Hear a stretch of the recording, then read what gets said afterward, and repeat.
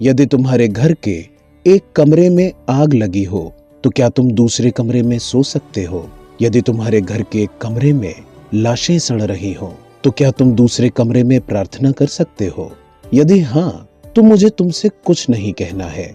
देश कागज पर बना नक्शा नहीं होता कि एक हिस्से के फट जाने पर बाकी हिस्से उसी तरह साबुत बने रहे और नदियां, पर्वत, शहर, गांव वैसे ही अपनी अपनी जगह दिखें, अनमने रहें। यदि तुम यह नहीं मानते तो मुझे तुम्हारे साथ नहीं रहना है। इस दुनिया में आदमी की जान से बड़ा कुछ भी नहीं है, न ईश्वर, न ज्ञान, न चुनाव।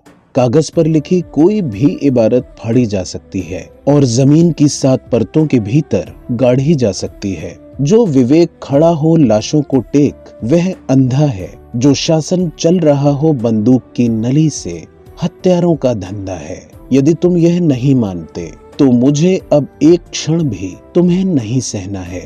याद रखो, एक बच्चे की हत्या, एक औरत की मौत, एक आदमी का गोलियों से चिथड़ा तन किसी शासन का ही नहीं, संपूर्ण राष्ट्र का है पतन। ऐसा खून बहकर धरती में जज्ब नहीं होता, आकाश में फहराते झंडों को काला करता है।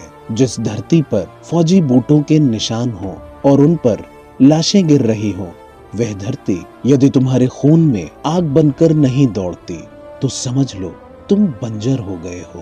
तुम्हें यहाँ सांस लेने तक का नहीं है अधिकार। तुम्हारे लिए नहीं रहा अब ये संसार। आखिरी बात, बिल्कुल साफ, किसी हत्यारे को कभी मत करो माफ, चाहे हो वह तुम्हारा यार, धर्म का ठेकेदार, चाहे लोकतंत्र का स्वनाम धन्य पहरेदार।